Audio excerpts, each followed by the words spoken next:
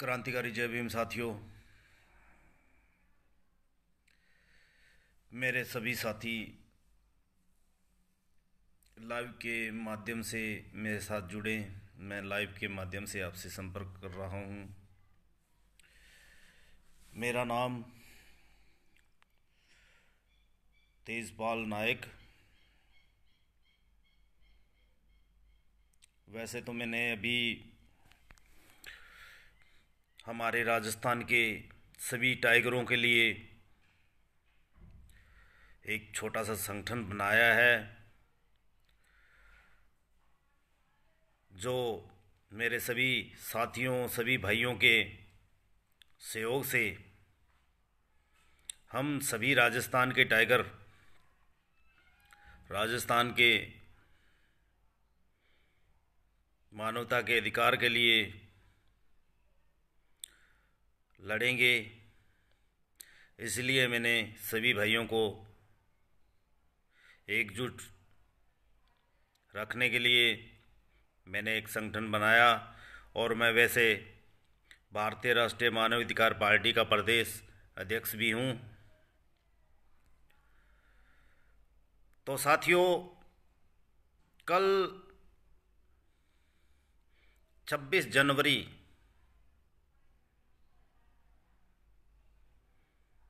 का पर्व है और देश हमारा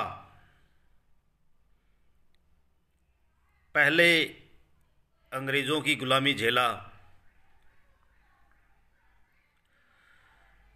और अब अपने ही देश में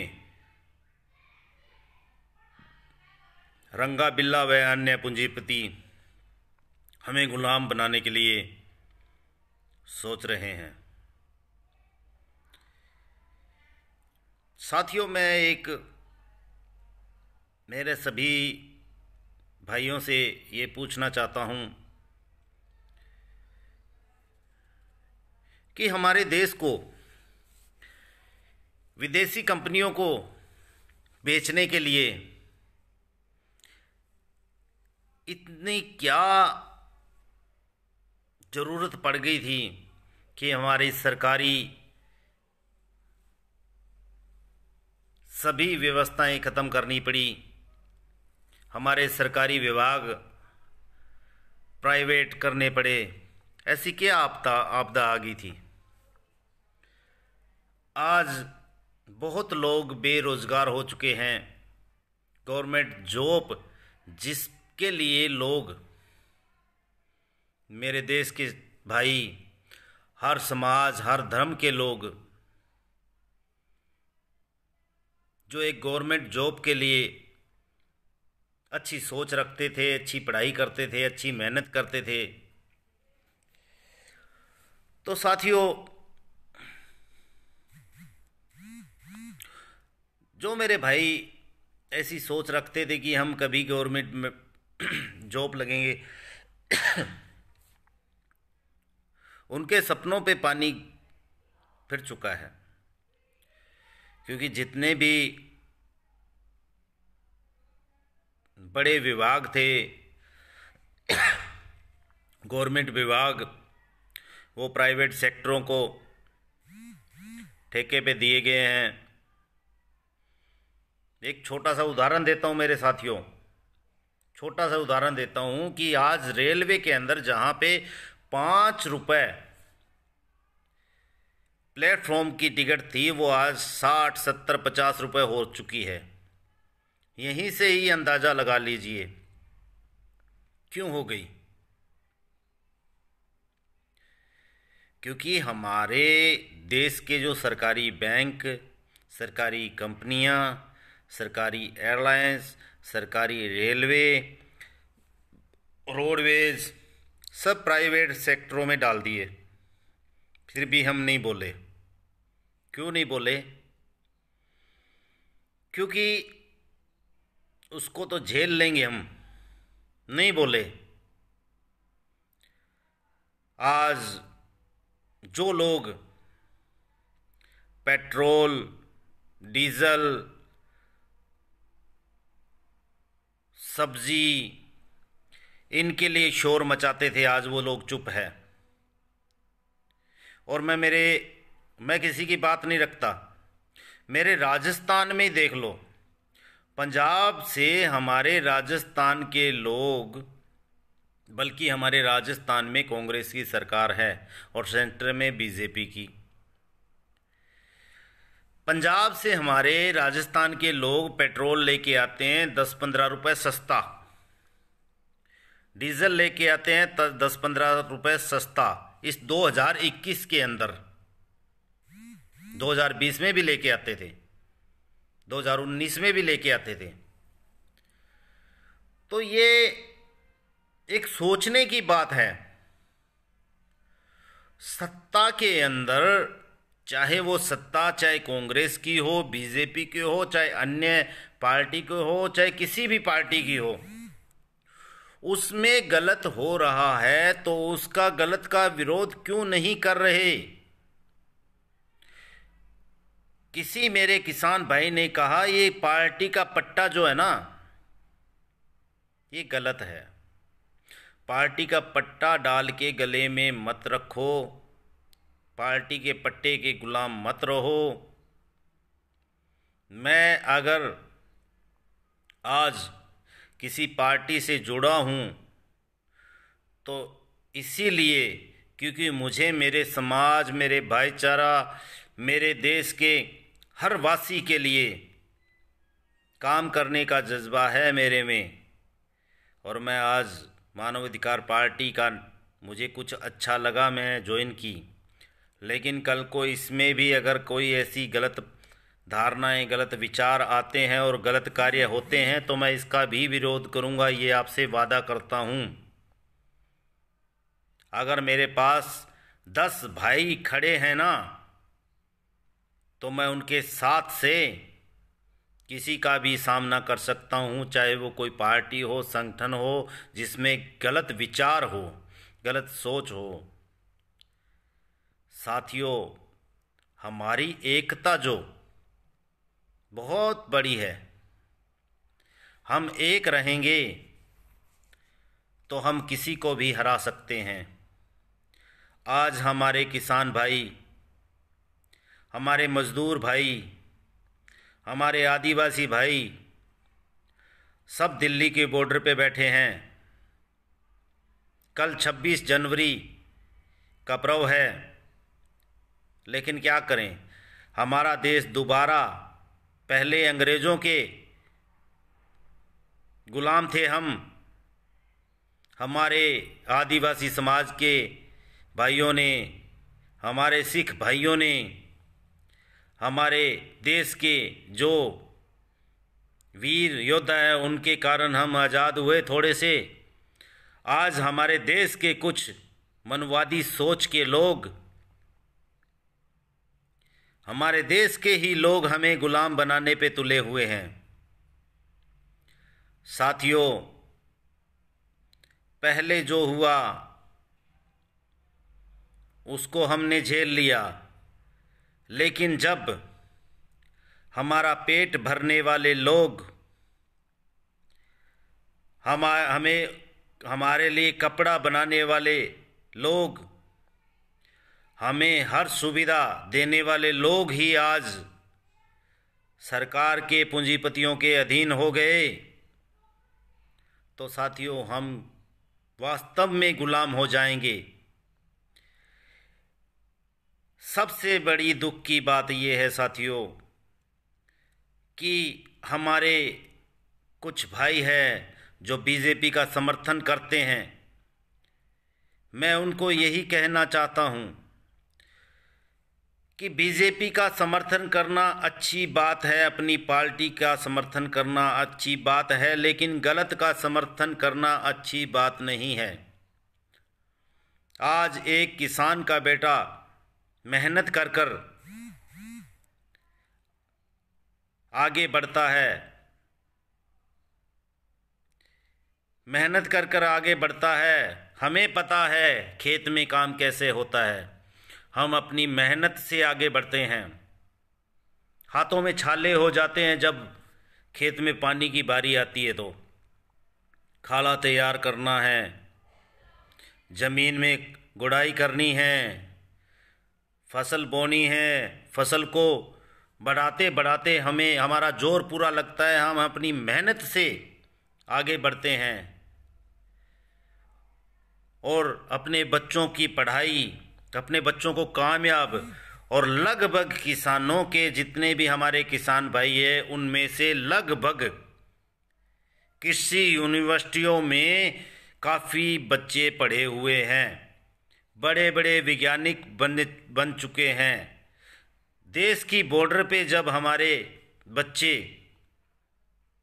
देश की रक्षा कर सकते हैं तो उनको ज्ञान नहीं होगा क्या कि देश में गलत क्या है और सही क्या है। आज 100 में से 80% लोग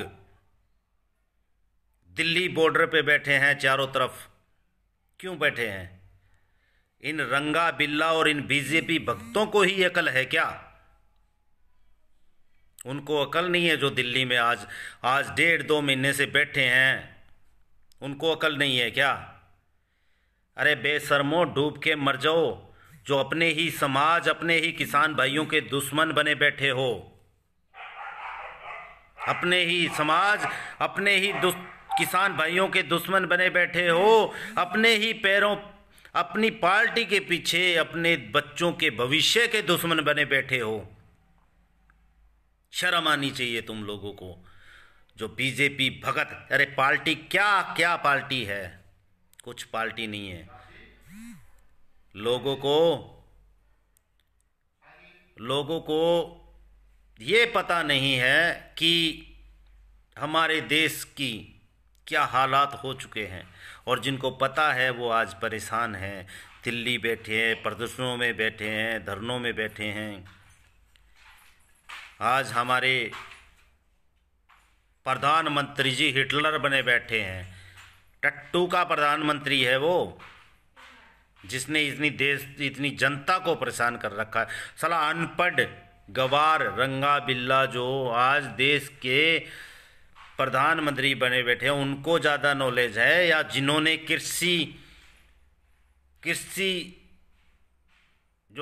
कृषि भाई है, किसान भाई है, जिन्होंने अपनी फसल का अच्छा बुरा, अपने बेनिफिट का अच्छा बुरा, अपना लागत कितना हुआ, क्या कुछ हुआ, ये सब नॉलेज रखते हैं, उनको ज़्यादा पता है, या फिर इन रंगा बिल्ला को पता है?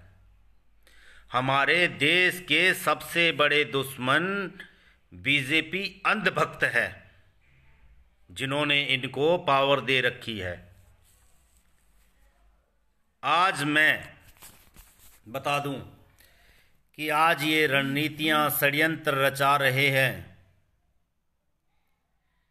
आज दिल्ली में 1.5 महीने से मेरे किसान भाई, मेरे मजदूर भाई, मेरे आदिवासी भाई सब बैठे हैं। उनमें अपने चमचे भेज रहे हैं दंगा फैलाने के लिए। कब तक तुम लोग बीजेपी वालों अपना दिमाग चलाओगे? शर्म करो। तुम्हारे बच्चों के भविष्य के लिए हम किसान लड़ रहे हैं।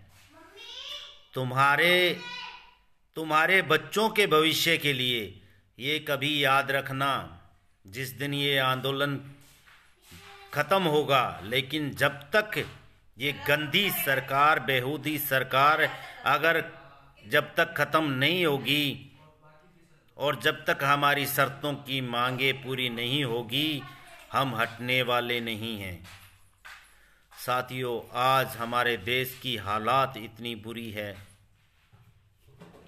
बहुत बुरी है हालात इस हमारे देश की, जिसमें जब से ये रंगा बिल्ला आए हैं, अरे आडवाणी जी भी तो थे।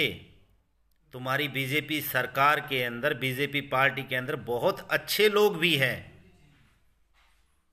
उनका समर्थन करो ना।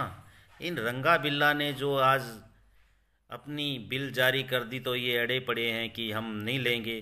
तो सालो तुम्हारे बाप का माल है क्या? शर्म करो। और मैं सबसे ज़्यादा तो उनको देश का मूर्ख समझता हूँ, देश का देशद्रोही समझता हूँ, जो इन रंगा बिल्ला की सपोर्ट करते हैं। पुलवामा हमले में इतने फौजी मरवाए, उसकी जांच की मांग क्यों नहीं मांगी? उसकी जांच की मांग क्यों नहीं की? क्योंकि अंधभक्त यहीं से तो पता चलता है कि अंधभक्त है। देश में बुरा हो अच्छा हो, अच्छे का तो क्या करेंगे, जितना बुरा होता है देश में उसको ये अंधभक्त यही कहेंगे कि मोदी जी ने जो किया वो हुआ, अच्छा हुआ। अरे तुम लोगों ने हमारा भविष्य और हमारे बच्चों का भविष्य खत्म करने पे तुले हुए हो, और अपने बच्चों का भी भविष्य खत्म करने पे तुले हुए हो। शर्म कर लो, देश जल रहा है। कभी हिंदू मुस्लिम, अरे हिंदू मुस्लिम की बात करते हो, सिख की बात करते हो। आज दिल्ली बॉर्डर पे जाके देखो, जितना हमारे सरदार सिख भाई है, मुसलमान भाई है,